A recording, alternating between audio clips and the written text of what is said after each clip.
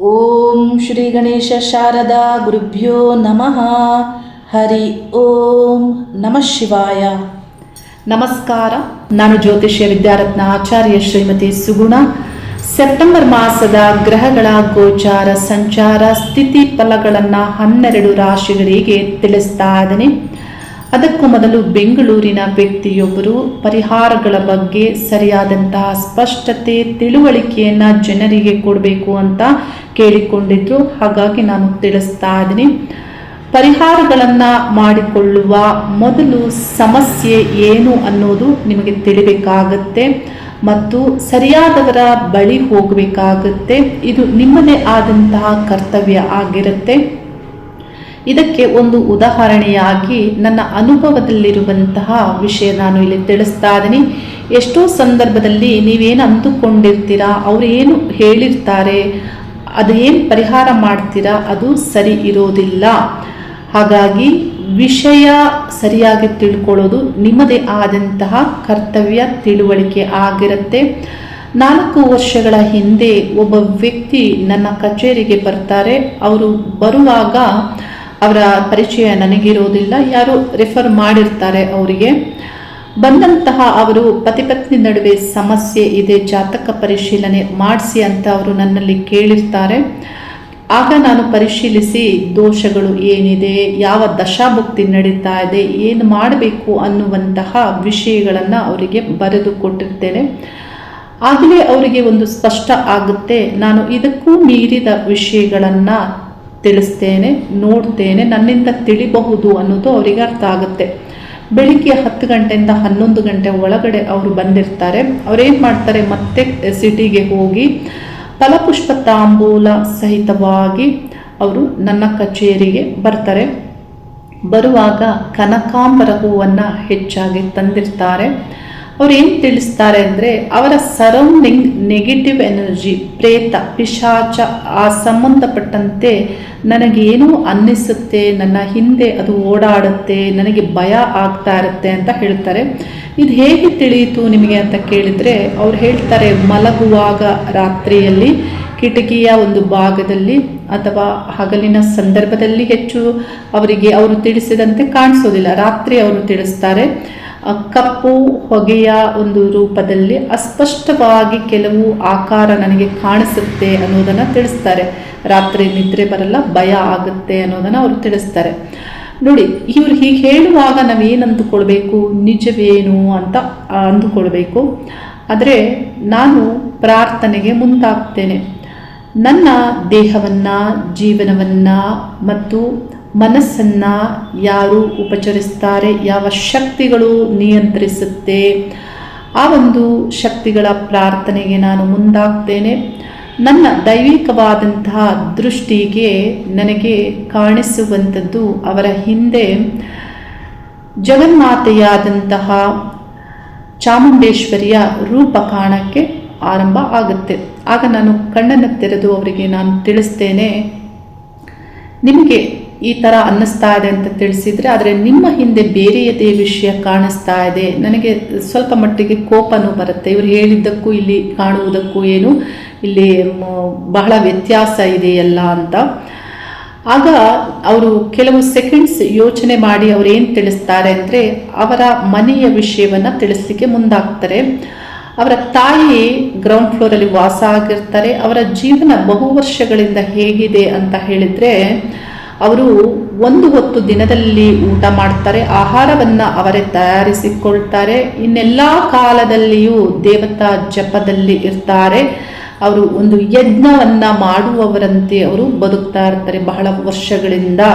ಇವರ ಅಪ್ಪನಿಗೂ ಮತ್ತು ಇವರ ತಾಯಿಗೂ ಬಹಳಷ್ಟು ಅಂತರವಿರುತ್ತೆ ಮತ್ತು ಸೊಸೆ ಮಗನ ಒಂದು ನಡುವೆಯೂ ಇಲ್ಲಿ ಇವರೊಂದಿಗೆ ಭಿನ್ನಾಭಿಪ್ರಾಯ ಇದ್ದ ಕಾರಣ ಇವರು ಫಸ್ಟ್ ಫ್ಲೋರಲ್ಲಿ ವಾಸ ಇರ್ತಾರೆ.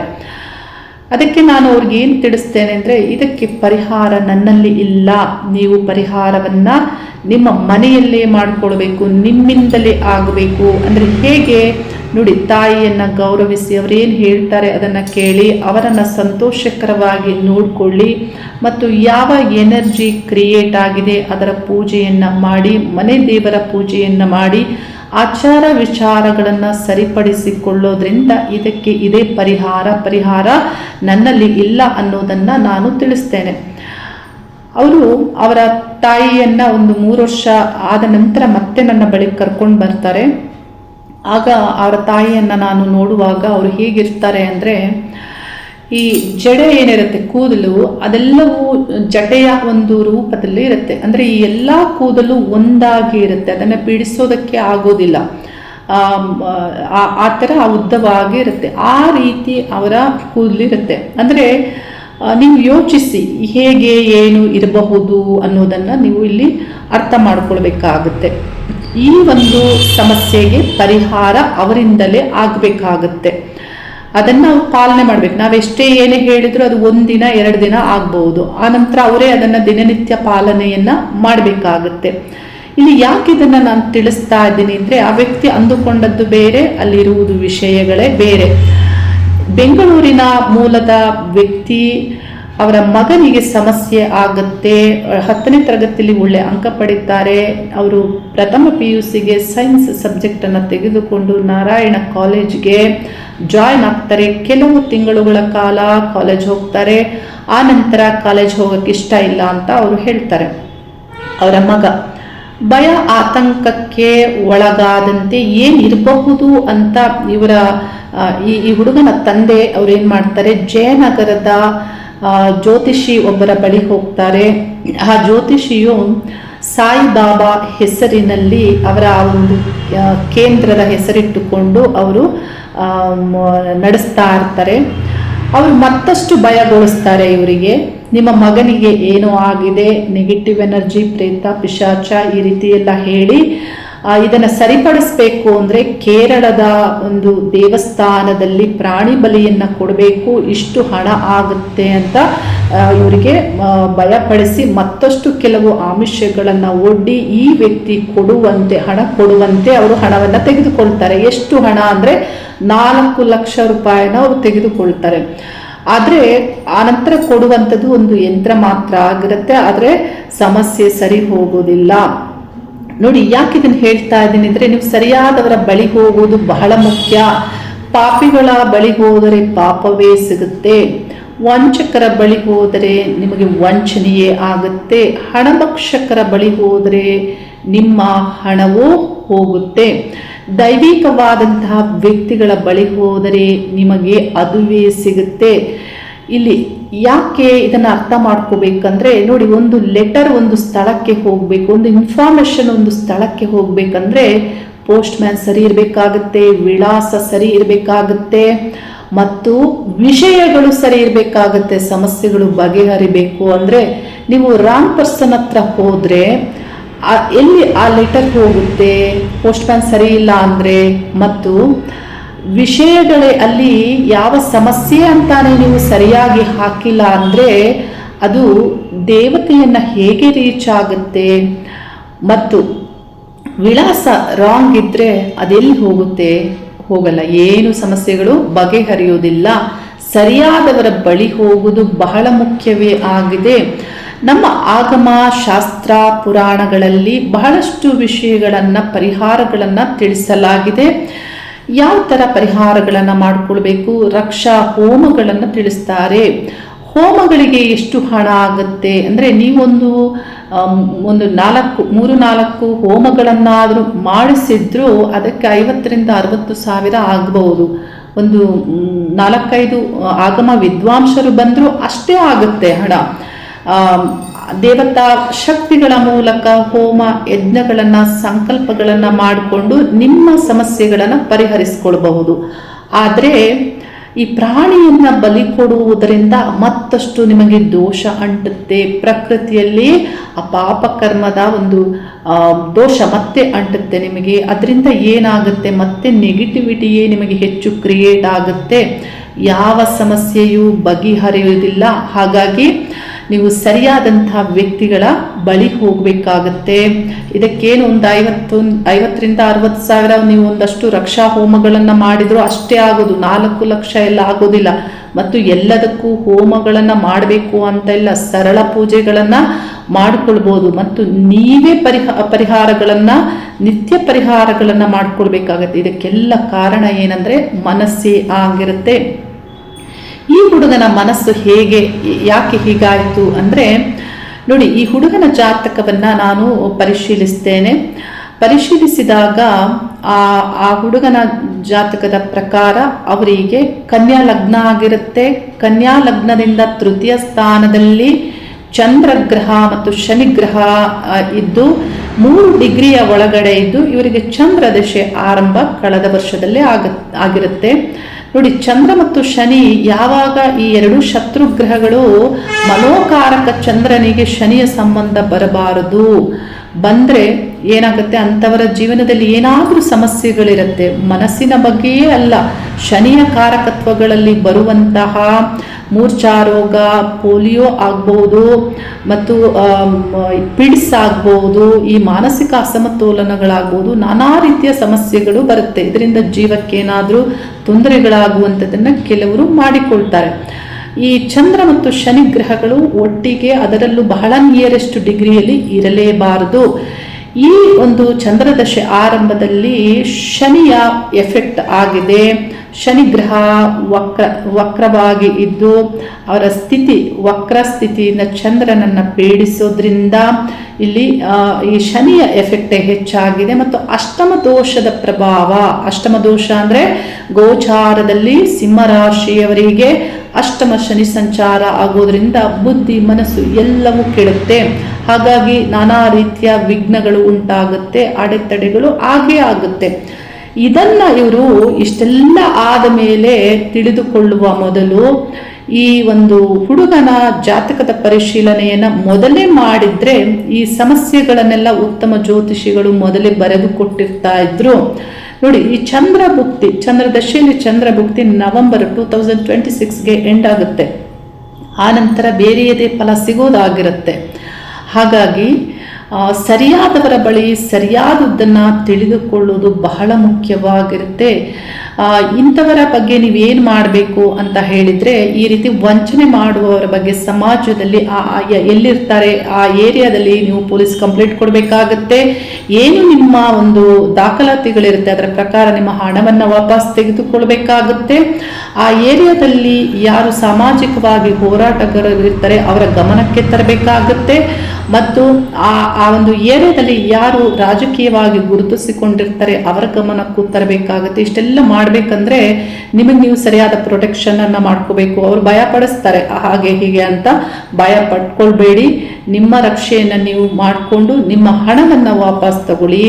ಇಲ್ಲವಾದಲ್ಲಿ ಏನಾಗುತ್ತೆ ಅಂದರೆ ಇವರು ಮತ್ತೆ ಈ ಸಮಾಜದಲ್ಲಿ ಮತ್ತೆ ಬೇರೆ ಬೇರೆ ಜನರಿಗೆ ವಂಚಿಸ್ತಾರೆ, ಇವರು ಹೆಚ್ಚಾಗ್ತಾರೆ. ಅದನ್ನು ಅಲ್ಲಿಗೆ ನಿಲ್ಲಿಸಬೇಕಾಗತ್ತೆ. ಇದನ್ನು ಸರಿಯಾಗಿ ತಿಳಿದುಕೊಳ್ಳಿ. ಇನ್ನು ಈ ಒಂದು ಸೆಪ್ಟೆಂಬರ್ ಮಾಸದಲ್ಲಿ ಗ್ರಹಗಳ ಸಂಚಾರ ಯಾವ ರೀತಿ ಇದೆ ಅಂದರೆ, ಸೂರ್ಯಗ್ರಹ, ಮುಖ್ಯವಾಗಿ ಸೂರ್ಯಗ್ರಹ ಸಿಂಹ ರಾಶಿ ಮತ್ತು ಕನ್ಯಾ ರಾಶಿಯಲ್ಲಿ ಸಂಚಾರ ಮಾಡಲಿದ್ದು, ಗ್ರಹಗಳಲ್ಲಿಯೇ ಸೂರ್ಯಗ್ರಹ ಮುಖ್ಯ ಗ್ರಹ. ಬುಧ ಗ್ರಹ ಸಿಂಹರಾಶಿಯಲ್ಲಿ 7ನೇ ದಿನಾಂಕದವರೆಗೆ ಸಂಚರಿಸ್ತಾರೆ. ಆನಂತರ 26ನೇ ದಿನಾಂಕದವರೆಗೆ ಕನ್ಯಾ ರಾಶಿಯಲ್ಲಿ ಸಂಚರಿಸ್ತಾರೆ. ಆನಂತರ ತುಲಾ ರಾಶಿಯಲ್ಲಿ ಸಂಚರಿಸ್ತಾರೆ. ಈ ಒಂದು ಮಾಸದಲ್ಲಿ 3 ರಾಶಿಯಲ್ಲಿ ಬುಧ ಗ್ರಹದ ಸಂಚಾರ ಆಗಲಿದೆ. ಶುಕ್ರ ಗ್ರಹ ತುಲಾ ರಾಶಿಯಲ್ಲಿ ಸಂಚಾರ, ಕುಜಗ್ರಹ 18ನೇ ದಿನಾಂಕದವರೆಗೆ ಮಿಥುನ ರಾಶಿಯಲ್ಲಿ ಸಂಚಾರ. ಆನಂತರ ಕಟಕ ರಾಶಿ ಕುಜನ ನೀಚ ಸ್ಥಾನವಾದಂತಹ ನೀಚಾವಸ್ಥೆಯಲ್ಲಿ ಸಂಚಾರ. ಅಲ್ಲಿ ಗುರುಗ್ರಹ ಉಚ್ಚ ರಾಶಿಯಲ್ಲಿ ಉಚ್ಚ ಗುರುವಾಗಿ ಸಂಚಾರ ಕಟಕ ರಾಶಿಯಲ್ಲಿ ಆಗಲಿದ್ದು, ಕುಜ ಮತ್ತು ಗುರುಗ್ರಹದ ಕಂಜಂಕ್ಷನ್ ಕಟಕ ರಾಶಿಯಲ್ಲಿ ವಿಶಿಷ್ಟವಾದಂತಹ ಅಪರೂಪದ ಒಂದು ಸಂಯೋಗ ಆಗಲಿದೆ. ಶನಿಗ್ರಹ ವಕ್ರ ಸಂಚಾರ ಮೀನ ರಾಶಿಯಲ್ಲಿ ಆಗಲಿದ್ದು, ಕುಂಭ ರಾಶಿಯಲ್ಲಿ ರಾಹುಗ್ರಹ, ಕೇತುಗ್ರಹ ಸಿಂಹ ರಾಶಿಯಲ್ಲಿ ಸಂಚಾರ ಮಾಡಲಿದ್ದು, ಈ ಗ್ರಹಗಳ ಸಂಚಾರ ಹೀಗಿದೆ. 12 ರಾಶಿಗಳಿಗೆ ಫಲಗಳನ್ನು ತಿಳಿಸ್ತಾ ಇದ್ದೇನೆ. ಪರಿಹಾರದ ವಿಷಯವಾಗಿ ಭಾನುವಾರದಂದು ವಾರದಲ್ಲಿ ಬರುವಂತಹ ನಾನು ಅಪ್ಲೋಡ್ ಮಾಡುವಂತಹ ವಾರದ ವಿಜಯ ವಿಡಿಯೋವನ್ನು ಎಲ್ಲರೂ ನೋಡಿ ಅದರಲ್ಲಿರುವಂತಹ ವಿಷಯಗಳನ್ನು ಸರಿಯಾಗಿ ಅರ್ಥ ಮಾಡಿಕೊಳ್ಳಿ.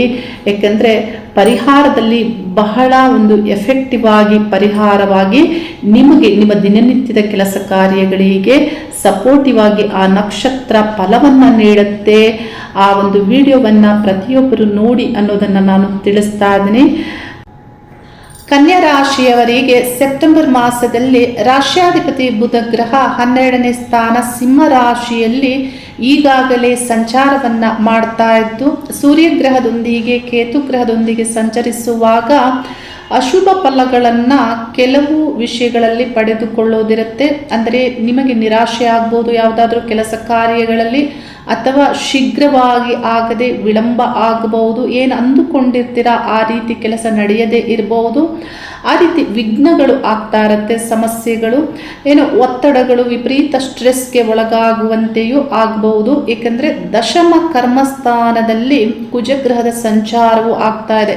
ಹೈಯರ್ ಅಥಾರಿಟಿವ್ ಪರ್ಸನ್ಸ್ ಯಾರಿರ್ತಾರೆ ಅವರೊಂದಿಗೆ ವಾದಗಳು ನಡೆಯುವಂತೆ, ಏನಾದರೂ ಆರ್ಗ್ಯುಮೆಂಟ್ಸಿಂದ ಸಮಸ್ಯೆಗಳು ಆಗುವಂತೆ, ಕುಜಗ್ರಹ ಅಷ್ಟಮಾಧಿಪತಿ ಸಡನ್ ಲಾಸ್ ಆಗುವಂತೆ, ಸಡನ್ ನಿರ್ಧಾರಗಳನ್ನು ತೆಗೆದುಕೊಳ್ಳುವಂತೆ ಕುಜನ ಪ್ರಭಾವ ದಶಮದಲ್ಲಿ ಆಗೋದ್ರಿಂದ ನೀವು ಒಂದು ವಾರದ ನಂತರ ನಿಮ್ಮ ಮುಖ್ಯ ನಿರ್ಧಾರಗಳನ್ನು ತೆಗೆದುಕೊಳ್ಳೋದ್ರಿಂದ ಒಳ್ಳೆಯದಾಗುತ್ತೆ. ಏಕೆಂದರೆ ರಾಶ್ಯಾಧಿಪತಿ 7ನೇ ದಿನಾಂಕ ನಿಮ್ಮ ರಾಶಿಯನ್ನು ಪ್ರವೇಶಿಸ್ತಾರೆ. ಬುಧ ಗ್ರಹ ಬುದ್ಧಿವಂತಿಕೆಯಿಂದ ಯೋಚನೆ ಮಾಡುವುದಕ್ಕೆ, ಇಲ್ಲಿ ಮಾತಾಡುವಂತಹ ವಿಷಯದಲ್ಲಿ ಶುಕ್ರ ಗ್ರಹ ಅಟ್ರಾಕ್ಟಿವ್ ಆಗಿ ಬುದ್ಧಿವಂತಿಕೆಯಿಂದ ಮಾತಾಡುವುದಕ್ಕೆ ಪ್ರಭಾವ ಮಾಡ್ತಾರೆ. ಇದರಿಂದ ಏನಾಗುತ್ತೆ, ಲಕ್ ಅನ್ನೋದು ಇಲ್ಲಿ ವರ್ಕ್ ಆಗುತ್ತೆ. ಹಾಗಾಗಿ ಮುಖ್ಯ ನಿರ್ಧಾರಗಳನ್ನು ಒಂದು ವಾರದ ನಂತರದಲ್ಲಿ ತೆಗೆದುಕೊಳ್ಳೋದು ಬಹಳ ಒಳ್ಳೆಯದು. ಏನಾದರೂ ಬದಲಾವಣೆಗಳನ್ನು ಮಾಡಿಕೊಳ್ಬೇಕು, ಏನಾದರೂ ಮಾತಾಡಬೇಕು, ವೃತ್ತಿಪರ ಯೋಜನೆಗಳನ್ನು ಕಾರ್ಯರೂಪಕ್ಕೆ ತರಬೇಕು, ಇನ್ನು ಯಾವುದೇ ಒಂದು ಪ್ರಾಜೆಕ್ಟ್ ವಿಷಯವನ್ನು ಮಾತಾಡಬೇಕು, ಆರಂಭಿಸಬೇಕು ಅಂದರೂ ವ್ಯಾಪಾರ ವ್ಯವಹಾರ ಪಾಲುದಾರಿಕೆ ಸಂಬಂಧಪಟ್ಟಂತೆಯೂ ನೀವು ಒಂದು ವಾರದ ನಂತರದಲ್ಲಿ ಇದನ್ನು ಕಾರ್ಯರೂಪಕ್ಕೆ ತರುವುದು ಒಳ್ಳೆಯದು. ಅವಕಾಶಗಳು ಸಿಗುತ್ತೆ ಒಂದು ವಾರದ ನಂತರದಲ್ಲಿ.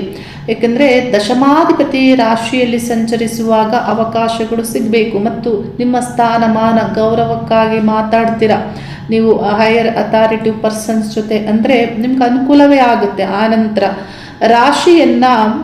ರಾಶಿಯನ್ನು ಸೂರ್ಯಗ್ರಹ 17ನೇ ದಿನಾಂಕ ಪ್ರವೇಶ ಮಾಡ್ತಾರೆ. ಹಾಗಾಗಿ ಬಹಳ ಬೋಲ್ಡ್ ಆಗಿ ನೀವು ಮಾತಾಡುವಂತೆಯೂ ನಡೆದುಕೊಳ್ಳುವಂತೆಯೂ, ನೀವು ಇಲ್ಲಿ ಆತ್ಮವಿಶ್ವಾಸದಿಂದ ಇರುವಂತೆಯೂ ಈ ಗ್ರಹಗಳ ಪ್ರಭಾವವು ಆಗಲಿದೆ. ಆದರೆ ಪ್ರಾರಂಭದಲ್ಲಿ ಅಲ್ಲ, ಒಂದೆರಡು ವಾರಗಳ ನಂತರ ಸೂರ್ಯ ನಿಮ್ಮ ರಾಶಿಯನ್ನು ಪ್ರವೇಶಿಸ್ತಾರೆ.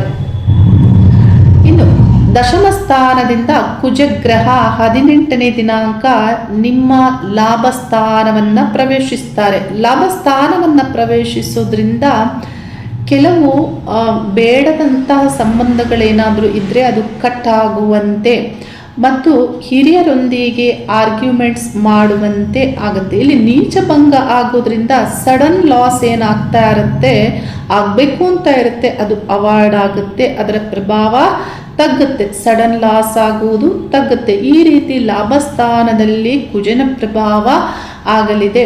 ಸ್ವಲ್ಪ ಮಟ್ಟಿಗೆ ಪ್ರಾರಂಭದಲ್ಲಿ ನಿಮ್ಮ ಉದ್ಯೋಗ ಕೆಲಸ ಕಾರ್ಯಗಳಲ್ಲಿ ಪ್ರಯಾಣ ಮಾಡಬೇಕಾಗಿ ಬರಬಹುದು. ಏಕೆಂದರೆ ತೃತೀಯ ಸ್ಥಾನಾಧಿಪತಿ ದಶಮದಲ್ಲಿ ಸಂಚಾರ ಆಗೋದ್ರಿಂದ ಮತ್ತು ರಾಶ್ಯಾಧಿಪತಿಯು 12ನೇ ಸ್ಥಾನದಲ್ಲಿ ಸಂಚಾರ ಆಗೋದ್ರಿಂದ ಅಧಿಕವಾದಂತಹ ಖರ್ಚುಗಳನ್ನು ಪ್ರಾರಂಭದಲ್ಲಿ ಈ ಗ್ರಹಗಳು ಪ್ರಭಾವವನ್ನು ಮಾಡುತ್ತಾರೆ. ಇನ್ನು ಉದ್ಯೋಗ ಸಂಬಂಧಪಟ್ಟಂತೆ ಅಭಿವೃದ್ಧಿ ನಿಮಗೆ ಖಾಸಗಿ ಕಂಪನಿಗಳಲ್ಲಿ ಆಗಬಹುದು. ಯಾವುದೇ ಉದ್ಯೋಗಸ್ಥರಿಗೂ ಒಂದು ವಾರದ ನಂತರದಲ್ಲಿ ಹೆಚ್ಚಾಗಿ ಶುಭ ಫಲಗಳು ದೊರೆಯುತ್ತೆ. ಗೌರ್ಮೆಂಟ್ ಉದ್ಯೋಗಸ್ಥರಿಗೆ 17ನೇ ದಿನಾಂಕದವರೆಗೆ ಸ್ವಲ್ಪ ಒತ್ತಡಗಳು, ವಿಪರೀತ ಸ್ಟ್ರೆಸ್ ಇರುತ್ತೆ. ಆ ನಂತರ ಅನುಕೂಲಗಳಾಗುತ್ತೆ. ಸ್ವಂತ ಉದ್ಯೋಗವನ್ನು ಮಾಡುವಂತಹ ವ್ಯಕ್ತಿಗಳು ನಿಮ್ಮ ವ್ಯಾಪಾರ ವ್ಯವಹಾರಗಳು ಏನೇ ಇದ್ದರೂ ಇದರಿಂದ ಒಳ್ಳೆಯದೇ ಆಗುತ್ತೆ. ಏಕೆಂದರೆ ಗುರುಗ್ರಹ ಲಾಭ ಸ್ಥಾನದಲ್ಲಿ ಸಂಚಾರ ಮಾಡ್ತಾ ಇರೋದ್ರಿಂದ. ಮತ್ತು ಮನೆಯ ವಿಷಯಗಳು, ಚತುರ್ಥಾಧಿಪತಿಯು ಲಾಭ ಸ್ಥಾನದಲ್ಲಿ ಗುರುಗ್ರಹ, ಮನೆಯ ವಿಷಯದಲ್ಲಿ ಆರ್ಗ್ಯುಮೆಂಟ್ಸ್ ಆಗ್ಬೋದು. ಮನೆಯ ಒಳಗಡೆ ಮನೆಯಲ್ಲಿ ಏನಾದರೂ ಆಸ್ತಿ ವಿಷಯದಲ್ಲಿ ಆಗ್ಬೋದು, ಮನೆ ವಿಷಯಗಳು, ವಾಹನ ವಿಷಯಗಳು ಈ ಸಂಬಂಧಪಟ್ಟಂತೆ, ಆದರೆ ಒಳ್ಳೆಯದೇ ಆಗುತ್ತೆ. ಇನ್ನು ದ್ವಿತೀಯ ಸ್ಥಾನದಲ್ಲಿ ಶುಕ್ರ ಗ್ರಹದ ಸಂಚಾರ ನಿಮಗೆ ಧನಾಭಿವೃದ್ಧಿಯನ್ನು ಸುಲಭವಾಗಿ ಮಾಡಿಕೊಳ್ಳುವಂತೆ, ವ್ಯಾಪಾರ ವ್ಯವಹಾರಗಳಿಂದ ಸುಲಭವಾಗಿ ಮಾಡಿಕೊಳ್ಳುವುದಕ್ಕೆ ಇಲ್ಲಿ ಶುಕ್ರ ಪ್ರಭಾವ ಆಗುತ್ತೆ. ಮಾತಿನಿಂದ ಸಕ್ಸಸ್ಸನ್ನು ಪಡೆದುಕೊಳ್ಳುವುದಕ್ಕೆ, ಕುಟುಂಬದಲ್ಲಿ ಸಂತೋಷದ ವಾತಾವರಣವನ್ನು ಕ್ರಿಯೇಟ್ ಮಾಡುವುದಕ್ಕೆ, ಸಂತೋಷದಿಂದ ಇರುವುದಕ್ಕೆ ಶುಕ್ರ ಗ್ರಹದ ಪ್ರಭಾವ ಆಗಲಿದೆ. ಈ ರೀತಿ ಈ ಒಂದು ಮಾಸದಲ್ಲಿ ಈ ಗ್ರಹಗಳು ಹೆಚ್ಚಾಗಿ ಒಂದು ವಾರದ ನಂತರ ನಿಮಗೆ ಒಳ್ಳೆ ಫಲಗಳನ್ನು ನೀಡೋದಿರುತ್ತೆ. ಈ ಮಾಸದ ಕೊನೆಯಲ್ಲಿ ಬುಧ ಗ್ರಹವು ನಿಮ್ಮ ದ್ವಿತೀಯ ಸ್ಥಾನವನ್ನು ಪ್ರವೇಶಿಸ್ತಾರೆ. ಹಾಗಾಗಿ ಧನಾಭಿವೃದ್ಧಿಗೆ ಮಾಸದ ಕೊನೆಯಲ್ಲಿ ಮತ್ತಷ್ಟು ಅನುಕೂಲಗಳು ಆಗುತ್ತೆ. ಇನ್ನು ವಿದ್ಯಾರ್ಥಿಗಳು ಪಂಚಮಾಧಿಪತಿ ಶನಿಗ್ರಹ ವಕ್ರ ಸಂಚಾರ ಆಗ್ತಾ ಇರೋದ್ರಿಂದ ಕೆಲವು ನಿಮಗೆ ಸಮಸ್ಯೆಗಳಾಗ್ತಾ ಇರುತ್ತೆ. ಆದರೆ ಬುಧ ಗ್ರಹ ರಾಶಿಯಲ್ಲಿ ಸಂಚರಿಸೋದ್ರಿಂದ ಬುದ್ಧಿವಂತಿಕೆಯಿಂದ ಅವುಗಳನ್ನು ಹ್ಯಾಂಡಲ್ ಮಾಡುವುದು ಮತ್ತು ಶುಕ್ರ ಗ್ರಹ ದ್ವಿತೀಯ ಸ್ಥಾನದಲ್ಲಿ ಸಂಚಾರ ಮಾಡೋದ್ರಿಂದ ಹೈಯರ್ ಎಜುಕೇಷನ್ ಮಾಡುವಂತಹ ವ್ಯಕ್ತಿಗಳಿಗೆ ಅನುಕೂಲಗಳೇ ಆಗುತ್ತೆ. ಇನ್ನು ಪತಿ ಪತ್ನಿ ದಾಂಪತ್ಯ ಈ ಸಂಬಂಧಪಟ್ಟಂತೆ ಸಪ್ತಮಾಧಿಪತಿ ಲಾಭಸ್ಥಾನದಲ್ಲಿ ಇರೋದ್ರಿಂದ ಹೆಚ್ಚಿನ ಸಮಸ್ಯೆಗಳಿಲ್ಲ. ಆರ್ಗ್ಯುಮೆಂಟ್ಸ್ ಇದ್ದೇ ಇರುತ್ತೆ, ಸಮಸ್ಯೆಗಳಿರುತ್ತೆ, ಆದರೂ ಆರ್ಗ್ಯುಮೆಂಟ್ಸ್ ಇರುತ್ತೆ. ಇಲ್ಲಿ ಗುರುಗ್ರಹ ಲಾಭಸ್ಥಾನದಲ್ಲಿ ಸಂಚಾರ ಆಗ್ತಾ ಇರೋದ್ರಿಂದ ಸ್ವಲ್ಪ ಮಟ್ಟಿಗೆ ಅನುಕೂಲ ಆಗುತ್ತೆ. ಪತ್ನಿಯಿಂದ ಲಾಭ ಪಡೆಯುವುದು ಅಥವಾ ಏನೇ ಒಂದು ಅವರಿಂದ ಅನುಕೂಲ ಆಗುವಂತೆ ಆಗ್ತಾ ಇರುತ್ತೆ. ಆದರೆ ಶನಿಗ್ರಹ ಅಲ್ಲಿ ವಕ್ರ ಸಂಚರಿಸ್ತಾ ಇರೋದ್ರಿಂದ ವಿವಾಹ ಆರಂಭಿಸುವುದಕ್ಕೆ, ವಿವಾಹ ಕಾರ್ಯಗಳಿಗೆ, ವಧುವರರ ವೀಕ್ಷಣೆಗೆ ಆರಂಭಿಕವಾದಂತಹ ಹಿನ್ನಡೆಯೇ ಆಗುತ್ತೆ. ಇನ್ನು ಅಷ್ಟಮಾಧಿಪತಿಯಾದಂತಹ ಕುಜಗ್ರಹ ಲಾಭಸ್ಥಾನದಿಂದ ನಿಮ್ಮ ಷಷ್ಠ ಸ್ಥಾನವನ್ನು ವೀಕ್ಷಿಸ್ತಾರೆ. ಷಷ್ಠ ಸ್ಥಾನದಲ್ಲಿ ಈಗಾಗಲೇ ರಾಹು ಗ್ರಹದ ಸಂಚಾರ ಆಗ್ತಾ ಇದೆ. ಹಾಗಾಗಿ ಶತ್ರುಗಳೊಂದಿಗೆ ವಾದ ವಿವಾದಗಳು, ಕಲಹಗಳು ಆಗುವಂತಹ ಸಾಧ್ಯತೆ ಇದೆ. ಎಚ್ಚರಿಕೆಗಳನ್ನು ತೆಗೆದುಕೊಳ್ಳಬೇಕಾಗುತ್ತೆ. ಸಕ್ಸಸ್ ಸಿಗುತ್ತೆ, ಆದರೆ ವಾದಗಳು, ಆರ್ಗ್ಯುಮೆಂಟ್ಸ್ ಅನ್ನೋದು ಇದ್ದೇ ಇರುತ್ತೆ. ಈ ರೀತಿ ಈ ಮಾಸದಲ್ಲಿ ಗ್ರಹಗಳ ಪ್ರಭಾವವೂ ಇದೆ. ಇನ್ನು ಪರಿಹಾರ ಸಂಬಂಧಪಟ್ಟಂತೆ ಲಕ್ಷ್ಮೀ ಸಹಿತವಾಗಿ ವಿಷ್ಣು ದೇವರನ್ನು ಪೂಜಿಸೋದ್ರಿಂದ ಬಹಳಷ್ಟು ಉತ್ತಮ ಫಲಗಳನ್ನು ಮತ್ತಷ್ಟು ಪಡೆದುಕೊಳ್ಬಹುದು. ರಾಶಿಯಲ್ಲಿ ಬುಧ ಗ್ರಹದ ಸಂಚಾರ, ದ್ವಿತೀಯ ಸ್ಥಾನದಲ್ಲಿ ಶುಕ್ರ ಗ್ರಹದ ಸಂಚಾರ ಆಗ್ತಾ ಇರೋದ್ರಿಂದ ಇಷ್ಟೆಲ್ಲ ಒಳ್ಳೆ ಫಲಗಳು ನಿಮಗೆ ದೊರೆಯಬೇಕು ಅಂದರೆ ನಿಮಗೆ ದಶಾಭುಕ್ತಿಗಳು ಶುಭವಾಗಿರಬೇಕಾಗುತ್ತೆ. ಭುಕ್ತಿ ಗ್ರಹ ನಿಮಗೆ ಯೋಗದ ಫಲವನ್ನು ನೀಡುವುದಿದ್ದರೆ ಗೋಚಾರದಲ್ಲಿ ಬುಧ ಶುಕ್ರ ಗ್ರಹಗಳು ಯೋಗದ ಫಲವನ್ನೇ ನಿಮಗೆ ನೀಡಲಿದ್ದು, ಈ ಎರಡೂ ಗ್ರಹಗಳು ಸ್ವರಾಶಿಯಲ್ಲಿ ಸಂಚಾರ ಆಗ್ತಾ ಇದ್ದು ಮತ್ತೆ ಈ ಮಾಸದಿಂದ ಬೇರೆ ರಾಶಿಗಳನ್ನು ಪ್ರವೇಶಿಸುವಂಥ ಈ ಗ್ರಹಗಳು ಮತ್ತೆ ನಿಮಗೆ ನಿಮ್ಮ ರಾಶಿಯನ್ನು ಪ್ರವೇಶಿಸಬೇಕಂದ್ರೆ 1 ವರ್ಷ ಆಗುತ್ತೆ. ಹಾಗಾಗಿ ಏನಾದರೂ ಪ್ರಗತಿಯ ಕಡೆ ಗಮನವಿಟ್ಟು ಕೆಲಸ ಮಾಡಿ ಅನುಕೂಲಗಳು ಆಗುವಂತೆ ಈ ಗ್ರಹಗಳು ಪ್ರಭಾವವನ್ನು ಮಾಡುತ್ತಾರೆ. ವಿಶ್ವಶಕ್ತಿಯಲ್ಲಿ ಪ್ರಾರ್ಥನೆ ಮಾಡಿ ಹೆಚ್ಚು ಎಫರ್ಟ್ ಹಾಕಿ ಒಳ್ಳೆಯದಾಗುತ್ತೆ. ಶುಭವಾಗಲಿ. ಹರಿ ಓಂ ನಮಃ ಶಿವಾಯ.